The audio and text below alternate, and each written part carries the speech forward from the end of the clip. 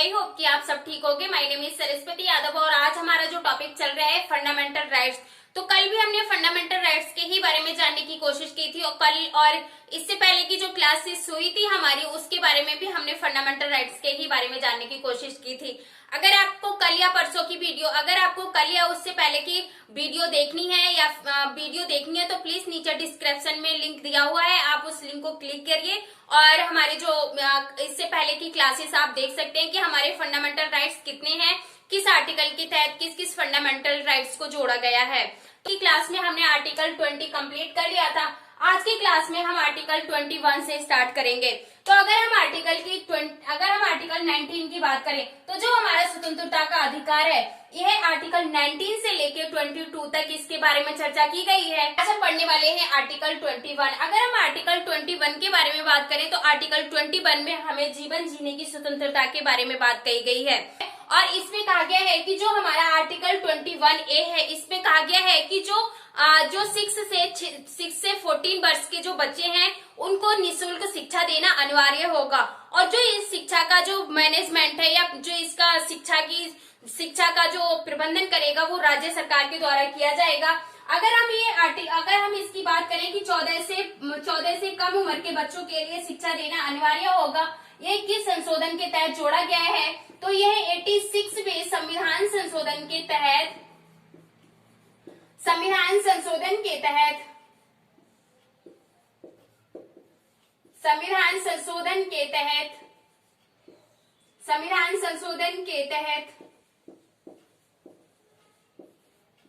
2002 में जोड़ा गया है और इसे भारत में 1 अप्रैल 2010 के लिए लागू किया गया है। तो क्वेश्चन बन सकते हैं कि जो हमारे 6 से 14 वर्ष तक के जो बच्चे हैं इनको निःशुल्क शिक्षा देने का प्रावधान किस आर्टिकल के तहत किया गया है तो आर्टिकल 21A के तहत किया गया है।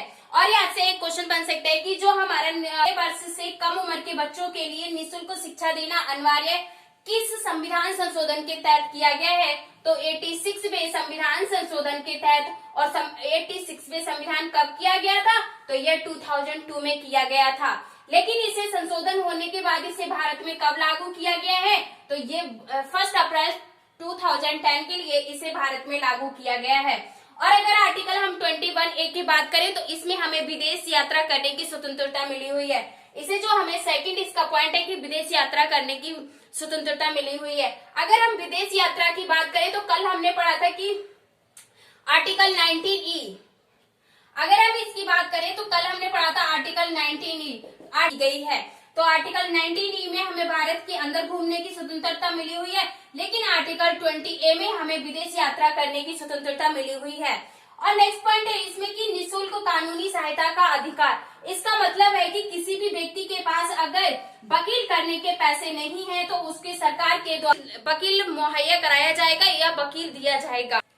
और अगर हम आर्टिकल 22 की बात करें तो आर्टिकल 2 में 2 प्रकार की गिरफ्तारी के बारे में बात कही गई है। 2 प्रकार की गिरफ्तारी के बारे में बात कही गई है। गिरफ्तारी के बारे में बात कही गई है।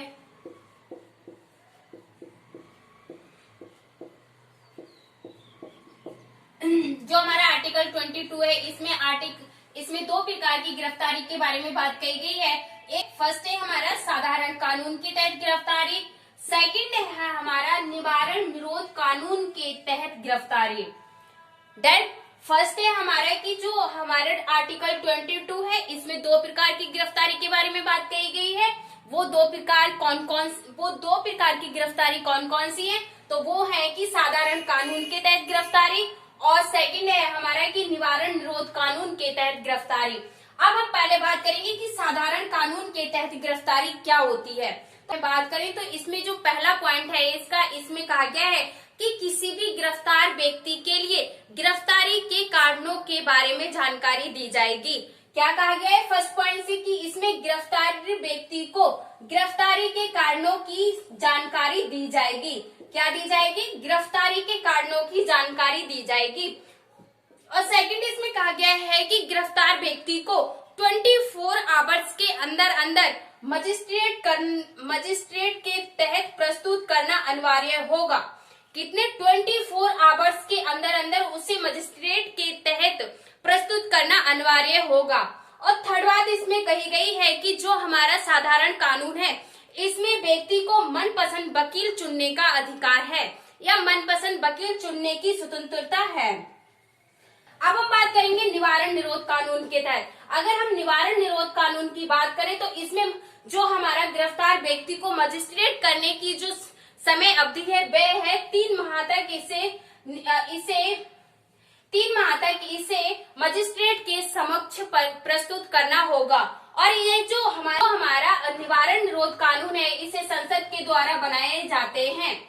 तो हमारे जो आर्टिकल 22 में है इसमें कितने प्रकार की स्वतंत्रताओं की बात कही गई है? इसमें गिरफ्तारी से संबंधित 2 प्रकार की स्वतंत्रताओं की बात कही गई है, एक साधारण कानून के तहत और सेकंड है हमारा निवारण निरोध कानून के तहत जो सरकार है। यहाँ से क्वेश्चन बनता है कि जो हमारा मनपसंद कानून चुनने का अधिकार है ये हमें किस आर्टिकल के तहत मिला हुआ है? तो ये आर्टिकल 22 के तहत हमें मिला हुआ है। और किस कानून के तहत मिला हुआ है? तो ये साधारण कानून के तहत बना हुआ है। और यहाँ से क्वेश्चन बनता है कि जो हमारा निवारण निरोध कानून है ये किसके द्वारा बनाए जाते हैं? तो ये संसद के द्वारा बनाए जाते हैं। आई होप कि आपको आर्टिकल 22 समझ में आ गया होगा। और जो हमारा स्वतंत्रता का अधिकार है यह आर्टिकल 19 से 20 तक दिया गया था। अब हमारा जो स्वतंत्रता के अधिकार की अगर हम बात करें तो ये फंडामेंटल जो हमारा राइट्स था अब ये कंप्लीट हो चुका है। अब था जो हमारा आर्टिकल 23 है इसके तहत अनैतिक व्यापार अधिनियम 1956 के तहत बनाया गया था। और इस मजदूरी व्यवस्था अधिनियम है ये 1948 को बनाए गए थे। और सेकंड है नेक्स्ट है हमारा ठेका श्रमिक अधिनियम 1970 में बनाया गया था। और जो हमारा समान परिश्रमिक अधिनियम है यह 1976 में बनाया गया था। तो यहाँ से क्वेश्चन बनता है कि जो हमारा बंधुआ मजदूरी व्यवस्था है यह किस आर्टिकल के तहत जोड़ी गई है? तो यह आर्टिकल 23 के तहत यह व्यवस्था या यह अधिनियम बनाया गया है। और यह अधिनियम कब बनाया गया है? तो यह अधिनियम 1948 को बनाया गया है। और यहाँ से एक होता है कि जो ठेका परिश्रमिक अधिनियम है ये कब लागू किया गया था या कब बनाया गया था? तो यह 1970 में बनाया गया था। और किस आर्टिकल के तहत बनाया गया है? तो यह आर्टिकल 23 के तहत बनाया गया है। और यहाँ से एक क्वेश्चन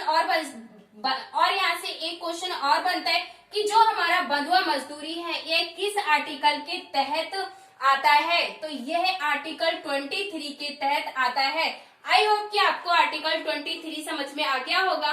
नेक्स्ट मूल अधिकार की बात करें तो यह है धर्म की स्वतंत्रता का अधिकार। अगर हम धर्म की स्वतंत्रता के अधिकार की बात करें तो यह आर्टिकल 25 से लेकर 28 तक धर्म की स्वतंत्रता के बारे में चर्चा की गई है।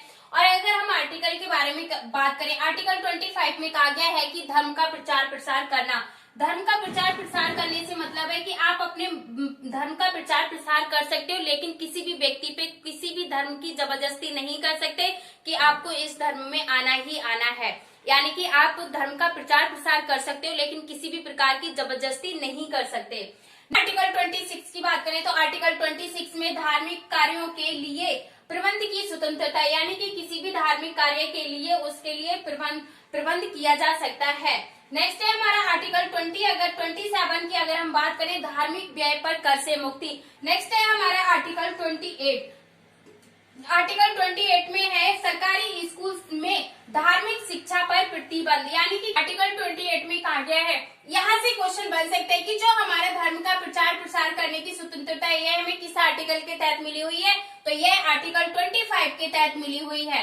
और यहाँ से क्वेश्चन बन सकता है कि जो हमारा धार्मिक कार्यों के लिए प्रबंध की जो व्यवस्था है या स्वतंत्रता है यह हमें किस आर्टिकल के तहत मिली हुई है? तो ये आर्टिकल 26 के तहत मिली हुई है। और ये आपके लिए जानना जरूरी है कि धार्मिक व्यय पर कोई भी कर नहीं लगाया जाता है यानी कि कर से मुक्ति। तो किस आर्टिकल के तहत है ये स्वतंत्रता? तो यह आर्टिकल 27 के तहत है। और सरकारी स्कूल में धार्मिक शिक्षा पर प्रतिबंध है, तो यह किस आर्टिकल के तहत है? तो यह आर्टिकल 28 के तहत है। आई होप कि आपको धर्म की स्वतंत्रता के अधिकार के बारे में भी पता चल गया होगा, क्योंकि अब हमारा जो धर्म की स्वतंत्रता के अधिकार भी अब हमारा ये कंप्लीट हो गया। अब हम नेक्स्ट मूल अधिकार के बारे में बात करेंगे। अगर हम बात करें संवैधानिक उपचारों की स्वतंत्रता, तो यह आर्टिकल 32 में इसके बारे में बात कही गई है। आर्टिकल 32 में अगर हम आर्टिकल 32 की बात करें तो इसमें संवैधानिक उपचारों के बारे में बात कही गई है, यानी कि जो आर्टिकल 32 है यह हमें संवैधानिक उपचार प्रदान करता है। और आर्टिकल 32 को डॉक्टर अंबेडकर जी ने बहुत महत्वपूर्ण बताया है और उन्होंने आर्टिकल 32 को संविधान की आत्मा कहा है। अगर मेरे मौलिक अधिकारों का हनन हो रहा है तो मैं सुप्रीम कोर्ट आर्टिकल 32 के तहत और हाई कोर्ट 226 में शरण ले सकती है। तो आर्टिकल 32 में क्या कहा गया है? आर्टिकल 32 में कहा गया है कि यह मेरे संवैधानिक उपचारों को इसमें पहला पॉइंट कहा गया है कि जो हमारा आर्टिकल 32 है यह संवैधानिक उपचार प्रदान करता है।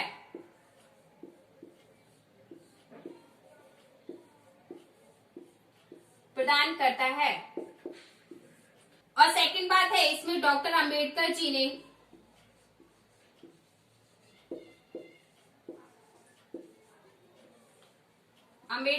ने इसे संविधान की आत्मा कहा है।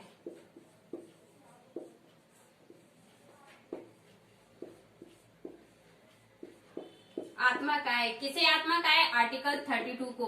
और इसमें एक जो थर्ड बात कही गई है कि अगर मेरे मौलिक अधिकारों का हनन हो रहा है तो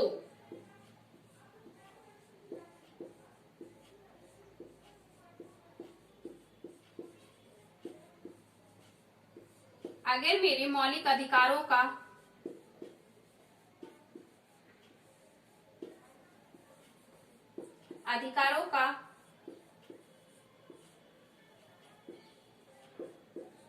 हनन हो रहा है तो सुप्रीम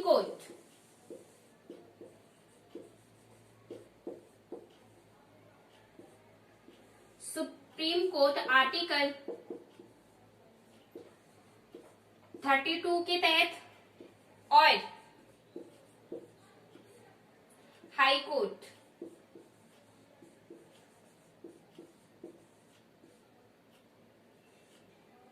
और हाई कोर्ट 226 में शरण ले सकता है, के तहत शरण ले सकता है।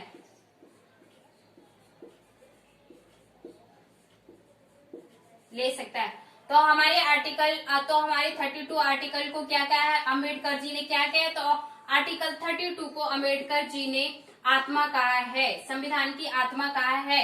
और यहाँ से क्वेश्चन बनता है कि जो हमारे संवैधानिक मौलिक अधिकारों का अगर हनन हो रहा है तो हम सुप्रीम कोर्ट के द्वारा किस आर्टिकल के तहत सुप्रीम कोर्ट की सहायता ले सकते हैं? तो हम आर्टिकल 32 के तहत सुप्रीम कोर्ट की शरण ले सकते हैं।